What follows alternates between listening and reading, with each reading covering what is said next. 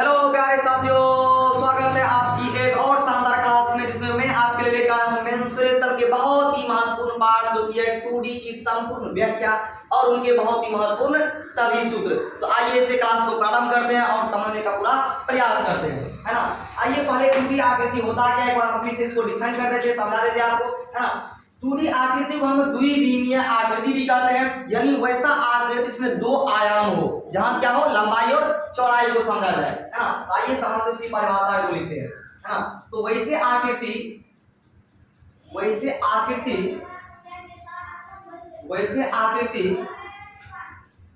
जिसमें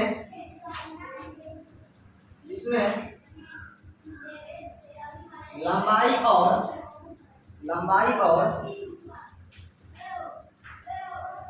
चौड़ाई हो, उन्हें हम क्या कहते हैं, तो द्विविमीय, द्वि-आयाम।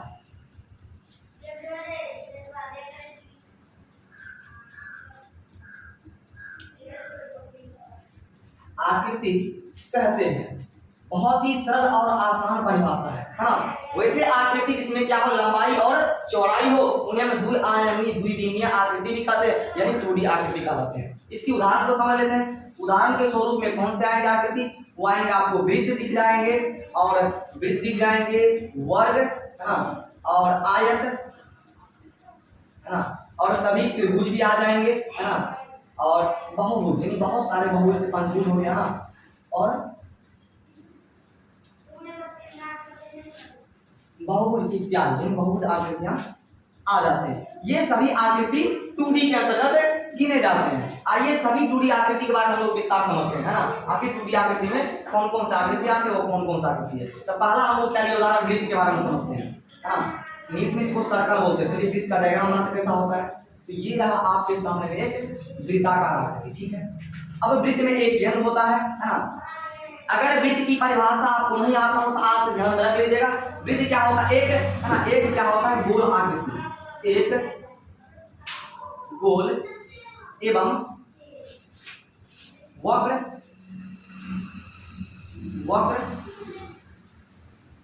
बंद सतह होता है, वक्र बंद सतह होते। इतना आप इस बारे में जानते हैं, परिभाषाएं शॉर्टेज है, यानी एक गोल एवं वक्र बंद क्या होते हैं, सतह होते हैं वृत्त का, है ना। आखिर वृत्त में ये क्या होता है, ये वाला एरिया। अगर वृत्त में आपको लंबाई पहचानो तो ये जो घेरा होता है इसको क्या बोलते हैं, लंबाई बोलते हैं, और इनकी सतह उसकी क्या कहलाती है, वृत्त की चौड़ाई कहलाता है, ठीक है। आइए इसके सूत्र के बारे में समझते हैं, है ना। तो वृत्त में क्या होता है, तो वृत्त में इसको त्रिज्या बोलते हैं, वृत्त का क्षेत्रफल, वृत्त की क्षेत्रफल की अगर हम बात करें वो होता है पाई आर स्क्वायर, है ना, पाई आर स्क्वायर। और वृत्त की अगर हम परिधि के बारे में बात करेंगे तो परिधि क्या होता है, घेरा की जिसको लंबाई बोलते हैं, वो होता है 2 पाई आर, है ना। और साथ ही और सूत्र इसके, है ना, अगर हम वृत्त की त्रिज्या, इसको रेडियस बोलते हैं, है ना, और यहाँ से वृत्त के परिधि से केंद्र के मिलने वाली रेखा को त्रिज्या कहते हैं, और केंद्र से होकर परिधि के दूसरे बिंदु पर मिलने वाली रेखा को लोग व्यास यानी डायमीटर बोलते हैं, ठीक है। अगर हमें एक त्रिज्या निकालना हो तो त्रिज्या बराबर होता है क्या, r इक्वल टू यानी d/2, यानी व्यास का आधा होता है त्रिज्या, ठीक है। उसके साथ वृत्त में क्या होता है, त्रिज्यखंड भी होता है, ठीक है, जिसको हम लोग क्या बोलते हैं, त्रिज्यखंड। तो त्रिज्यखंड क्या होता है, आइए समझते हैं। तो त्रिज्यखंड होता है वृत्त के त्रिज्याओं द्वारा बनाए गए खंड को हम लोग त्रिज्यखंड बोलते हैं। इसका क्षेत्रफल क्या होता है, तो θ/360 और भूमि का पाई r स्क्वायर, ये होता है उसका क्षेत्रफल। साथ ही क्या होता है, त्रिज्यखंड के बाद क्या होता है, इसको चाप की, मतलब ये घेरा की लंबाई क्या होती है, इसको चाप की लंबाई हम लोग बोलते हैं। चाप की लंबाई क्या होता है, यानी अगर वृत्त में आपको चाप की लंबाई पूछे तो बोलेंगे θ/360 गुना 2 पाई आर। ये वृत्त की आप कुछ महत्वपूर्ण सूत्र था, आप समझ गए होंगे, ठीक है। आइए अब आगे समझते हैं वर्ग के बारे में, क्या होता है वर्ग। पहले कोड को हम क्लीन कर लेते हैं, है ना, फिर आगे हम लोग करेंगे। अंत तक बने रहिएगा। इस वीडियो में हम लोग 2D के सभी महत्वपूर्ण आकृतियों के बारे में हम लोग जानकारी प्राप्त करेंगे। अब अगला आकृति क्या है, वो है वर्ग। वर्ग क्या होते हैं, तो चार बराबर भुजा और बराबर कौन से बने बहुभुज बहुभुज आकृति को क्या कहते हैं, तो वर्ग कहते हैं। ठीक है, आइए वर्ग की आकृति को समझते हैं किस प्रकार होता है। ये चार बराबर, इसकी सभी भुजा आपस में क्या होता है, तो बराबर होता सभी भुजा। ठीक है, अगर ये भुजा एक तो सब क्या हो जाएगा, ए रह जाता है। ठीक है, आइए वर्ग के बारे में समझते। वर्ग में क्या होता है बाबू, इसको क्या बोलते हैं, लंबाई बोलते हैं, इसको क्या बोलते हैं, चौड़ाई। यानी वर्ग में लंबाई और चौड़ाई दोनों क्या होता है, तो समान होता है, याद रखिएगा, है ना। आइए वर्ग के सूत्र के बारे में बात करते हैं। हाँ, तो वर्ग की, अगर हम लोग वर्ग की क्षेत्रफल के बारे में बात करेंगे तो हो जाता है क्या, भुजा स्क्वायर। क्यों, क्योंकि यहाँ लंबाई चौड़ाई दोनों बराबर होगा, भुजा स्क्वायर या ए गुना ए स्क्वायर हो जाएगा। ठीक है, साथ ही वर्ग की अगर हम बात करेंगे इस बारे में, तो परिमाप। परिमाप साथियों क्या होता है, तो घेरा की लंबाई को परिमाप बोलते हैं। सबको जोड़िएगा तो हो जाएगा 4a, यानी 4 गुना भुजा बोल सकते हैं आप इसको। ठीक है, और वर्ग की अगर हम विकर्ण के बारे में बात करेंगे, विकर्ण तो वो हो जाता है √2 गुना भुजा, है ना। विकर्ण क्या होता है, आपको ये दिख रहा होगा, इसको विकर्ण बोलते हैं, है ना। ये आपकी ये क्या होता है, कोण। सभी कोण आपस में 90 डिग्री को 36 360 डिग्री का सभी कोण होते हैं। ठीक है, और इसके साथ वर्ग की अगर बात करिएगा, है ना, वर्ग की भुजा के बारे में, भुजा बराबर क्या होता है, तो आप परिमाप बटे 4 भी कह सकते हैं। वर्ग की भुजा होता है परिमाप बटे 4, वर्ग की भुजा निकल जाएगी। ठीक है, इसी प्रकार हम अगले आकृति के बारे में समझते हैं, है ना। तो अब अगला आकृति क्या होगा, आयत के बारे में समझेंगे। आइए आयत क्या होता है ना, उसके बारे में हम लोग जानकारी प्राप्त कर लेते हैं। ठीक है, अगला आकृति है क्या आपके सामने में, यानी 2D आकृति कौन से, वो है आयत। तो आयत क्या होता है, तो चार बराबर या चार भुजाओं से, चार भुजाओं से बने बहुभुज आकृति, बहुभुज आकृति जिसके आमने या सामने की भुजा आपस में बराबर हो। साथियों में हम क्या कहते हैं, उन्हें हम आयत कहते हैं, बराबर हो। यानी क्या कहेंगे, आयत की अगर परिभाषा पूछे आपसे, चार भुजाओं से बने बहुभुज आकृति जिसके आमने सामने की भुजा साथियों क्या हो, बराबर हो, उन्हें हम आयत कहते हैं। तो आकृति आप यहाँ देख सकते हैं, आयत की क्या है, आकृति है। ठीक है, इसके आमने सामने की भुजा बराबर होते हैं, यानी इसको हम लोग क्या बोलते हैं, तो लंबाई होते हैं, और ये वाली से हम लोग क्या होता है, ये चौड़ाई। अगर ये चौड़ाई, ये भी चौड़ाई, ये लंबाई, ये भी लंबाई होगी। आइए इसकी सूत्र के बारे में बात करते हैं। तो आयत की अगर आप क्षेत्रफल के बारे में समझेंगे, वो क्या होता है, क्षेत्रफल एरिया लंबाई चौड़ाई होता है, तो हो जाएगी आपको लंबाई गुनी चौड़ाई इनका क्षेत्रफल हो जाएगा। ठीक है, साथ ही दूसरा सूत्र क्या होगा, आयत की अगर आप परिमाप के बारे में पढ़ेंगे, परिमाप क्या होते हैं, घेरा की लंबाई होती है ना। तो परिमाप घेरा की लंबाई ये हो जाती है 2 इंटू, जोड़ दीजिएगा सबको, 2 इंटू एल प्लस का बी, यानी लंबाई इंटू चौड़ाई हो जाएगी। ठीक है, साथियों आयत की क्या पढ़ेंगे हम लोग, विकर्ण के बारे में बात करें।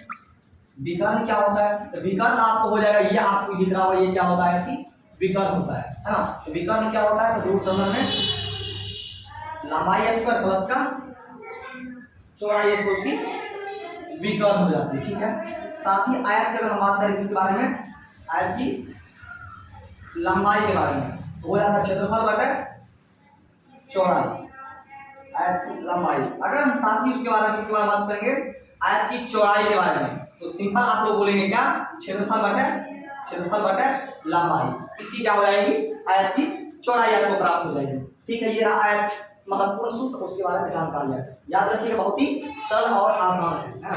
अगला आकृति के बारे में हम लोग जानते हैं, आपके वो कौन से है, 2D आकृति।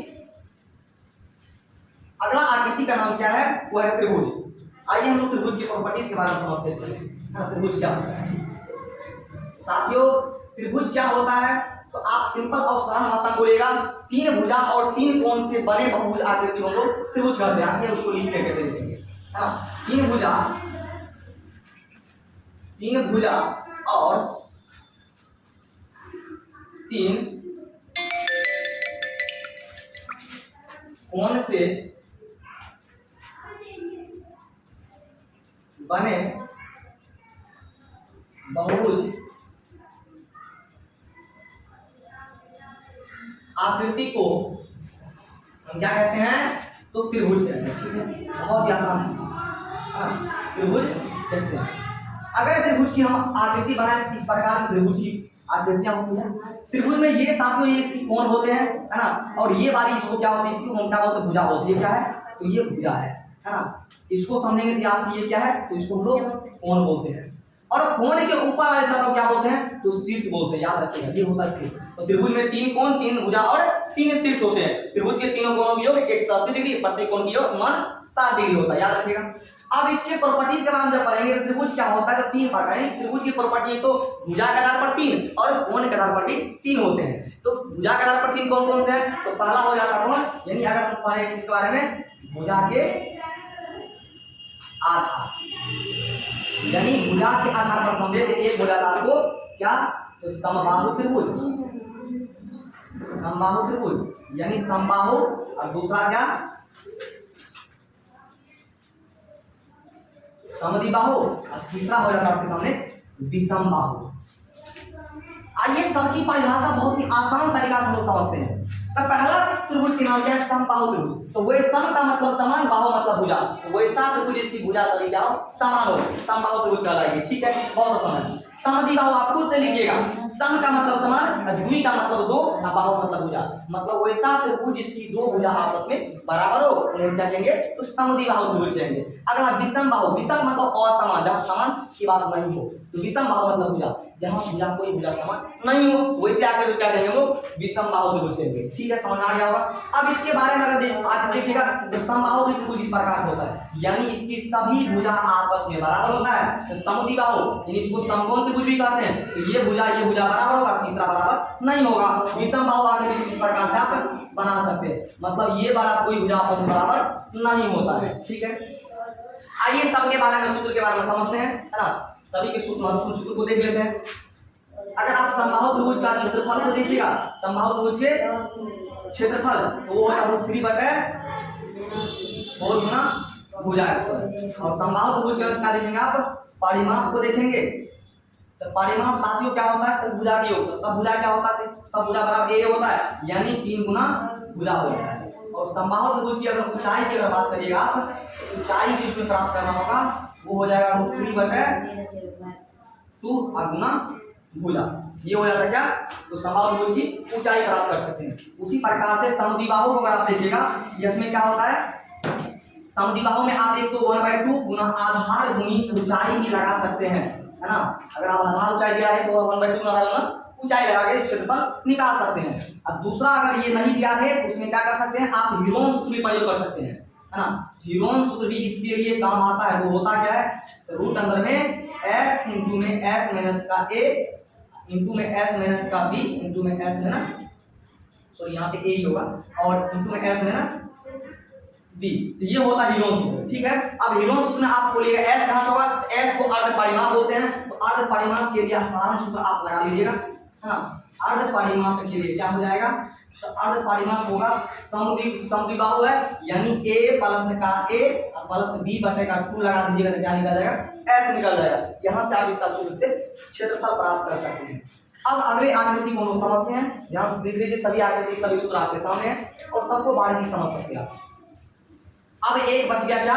तो विषमबाहु, है ना। विषमबाहु त्रिभुज के लिए हम लोग क्या कर सकते हैं? और याद रखिएगा, समद्विबाहु में एक आप ये भी लगा सकते हैं समघन पाइथागोरस का, यानी इसके लिए आप एक सूत्र ये भी याद रख सकते हैं, कर्ण स्क्वायर बराबर लगा सकते हैं, है ना, लंब स्क्वायर प्लस का आधार स्क्वायर। इससे आप उसकी भुजा प्राप्त कर सकते हैं। विषमबाहु के लिए क्या करेंगे? तो सिंपल आप क्या लगाओगे? हीरोन सूत्र, है ना। हीरोन सूत्र से आप इसकी क्षेत्रफल प्राप्त कर सकते हैं। ये भी क्या होगा? रूट अंदर में s इंटू एस माइनस का a इंटू में s माइनस का b इंटू में s माइनस का c। ये आपके सामने हीरोन सूत्र। ठीक है साथियों, इसके साथ अगर आप इसमें भी s निकाला हो तो विषमबाहु है, कोई भुजा बराबर नहीं है। इसके अर्ध परिमाप अगर आप क्या निकालना हो? s निकालना हो, आप क्या कर दीजिएगा? a प्लस का b प्लस का c बटे का 2, इससे आपका s निकल जाएगा। तो त्रिभुज की प्रॉपर्टीज खत्म हो गई है। आइए कुछ और आकृति के बारे में हम लोग समझते हैं। अब ये जो महत्वपूर्ण आकृतियां था सबके बारे में आज से उम्मीद करते सारे कॉन्सेप्ट आपके क्लियर हो गया होगा, है ना। अब और कुछ महत्वपूर्ण आकृति है, अगर आप चाहते हैं कि इस प्रकार की वीडियो आपके लिए हमेशा मैं बनाऊं, तो ऐसे ही हमारे वीडियो को, अगर आप मेहनत दिख रहा होगा वीडियो में, तो वीडियो को लाइक जरूर कीजिएगा, चैनल को सब्सक्राइब कर लीजिएगा और अपने भाइयों को थोड़ा बहुत सपोर्ट कीजिएगा, ताकि हम भी एक अच्छे टीचर के रूप में बढ़ के आए और आप सबों के कदम से कदम मिलाकर सपोर्ट करें और अच्छे शिक्षा स्तर को हम लोग बढ़ा सके। आज के लिए इतना ही। मैं अपने वाणी को माँ भगवती के चरणों में समर्पित करता हूँ। धन्यवाद। जय हिंद, जय भारत।